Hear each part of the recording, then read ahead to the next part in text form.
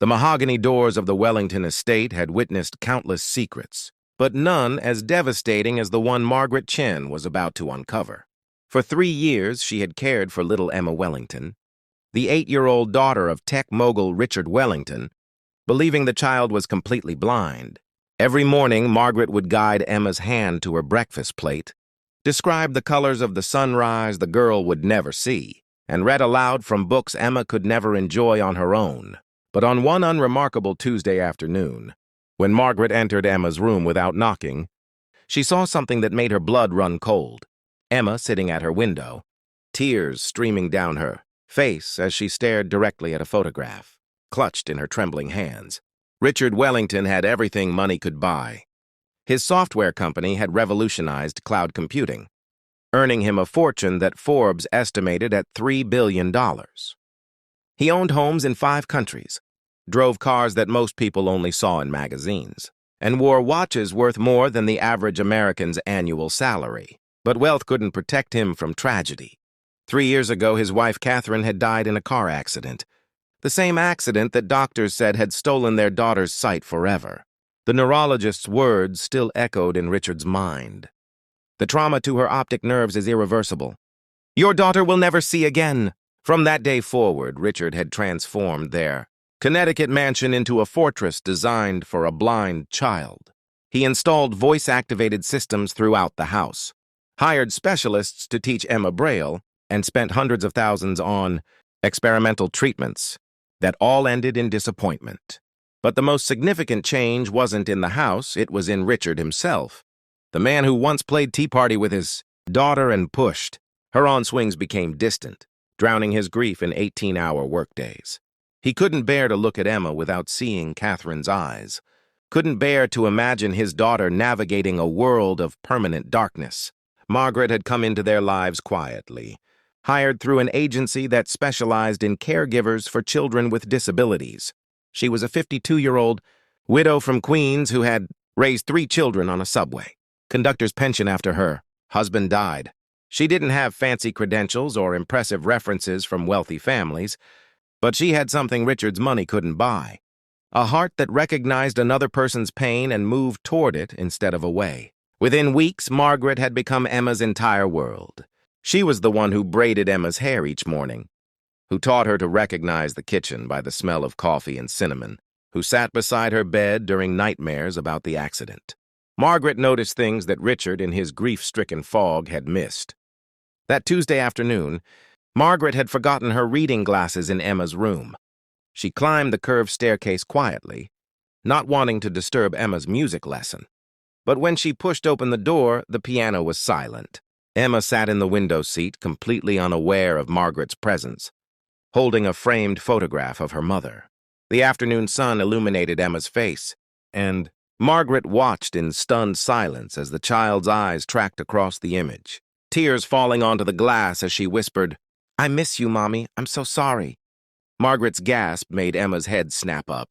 For one frozen moment, their eyes met, truly met. Then Emma's face crumpled with terror. "Please," she sobbed. "Please don't tell Daddy. Please, Margaret. He'll be so angry." Margaret crossed the room and knelt before the child, her own hands shaking. "Sweetheart, you can see? How long?" "Why would your father be angry?" The story that poured out of Emma broke Margaret's heart into pieces. Emma had been pretending to be blind for nearly 3 years. The truth was that her vision had returned gradually about 6 months after the accident, first as shadows, then shapes, then full clarity. But she had discovered something that terrified her 8-year-old heart more than living in darkness. Her father could only function if he stayed focused on fixing her blindness. "After Mommy died, Daddy stopped being Daddy," Emma explained, her voice small and trembling. "He wouldn't eat or sleep or talk to me.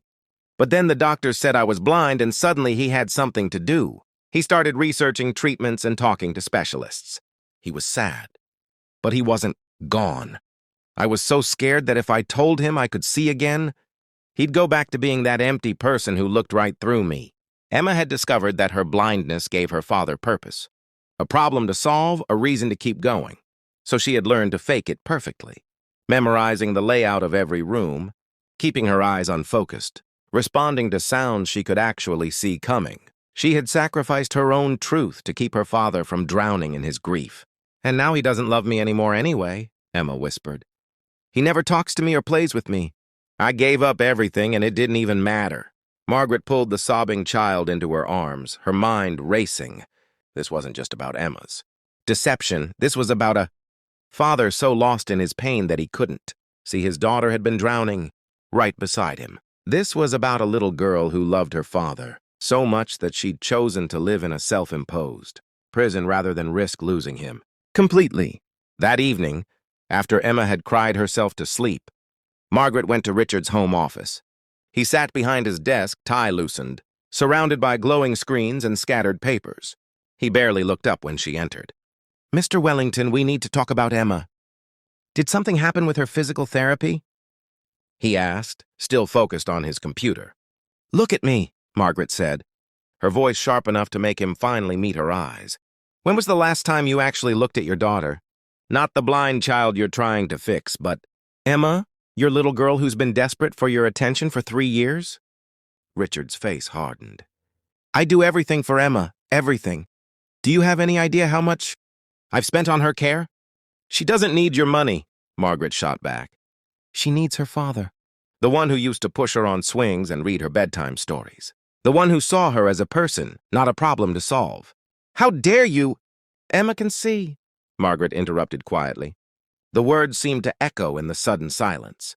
Richard's face went through a dozen emotions: disbelief, confusion, hope, and finally anger. "That's impossible." The doctors said the doctors were wrong, or her condition improved, or it was temporary to begin with. I don't know the medical explanation. But Richard, your daughter has been able to see for nearly 3 years, and she's been pretending to be blind because she was terrified of losing you completely. Margaret watched the color drain from Richard's face as she explained what Emma had told her. With each word, she saw something crack in the armor he'd built around his grief. By the time she finished, Richard had his head in his hands. "I've been so blind," he whispered. "I've spent 3 years trying to fix her. Vision when I'm the one who couldn't see." He looked up at Margaret, tears streaming down his face. "How do I fix this? How do I apologize for being so absent that my daughter thought pretending to be disabled was better than telling me the truth?" "You start by going upstairs and being her father," Margaret said gently. Not the man who's going to be angry about the deception, but the dad who's grateful his daughter can see and devastated that she felt she had to hide it. Richard climbed those stairs slowly, each step feeling like a mile. He found Emma's room dark except for a nightlight. His daughter curled small under her covers. He sat on the edge of her bed, and at first he didn't say anything. He just looked at her, really looked, and wondered how he'd missed so much. "Emma," he whispered. "I know you're awake, sweetheart." Emma's eyes opened, eyes that looked so much like Catherine's that Richard's breath caught. For the first time in 3 years, his daughter looked directly at him, and he didn't flinch away from the resemblance to his late wife. "I'm sorry, Daddy," Emma began, but Richard shook his head. "No, baby. I'm sorry. I'm so sorry." He pulled her into his arms, feeling her small body shake with sobs. "You shouldn't have had to pretend to be blind to keep me from falling apart. That's not your job. You're the child. I'm supposed to take care of you. I just wanted my daddy back," Emma cried into his shoulder. "I'm here now," Richard promised, his own tears falling into her hair.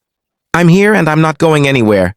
I'm so sorry I made you feel like you had to fix me. I'm sorry I was so lost in missing your mom that I couldn't see you were drowning too." They stayed like that for a long time, father and daughter, finally grieving together instead of apart. Richard realized that in trying to protect Emma from his pain, he'd abandoned her to her own. In focusing on fixing her blindness, he'd been blind to her desperate need for his presence, his attention, his love. Over the following weeks, the Wellington household transformed. Richard cut his work hours in half and started actually coming home for dinner. He took Emma to the park, enrolled her in a regular school, and sat with her while she cried about missing her mother. They went to therapy together, learning how to be a family of 2 instead of 3, learning that it was okay to be sad and okay to be happy and okay to move forward without forgetting. Margaret watched the changes with quiet satisfaction, knowing her time with them was coming to an end. Emma didn't need a caregiver for a blind child anymore.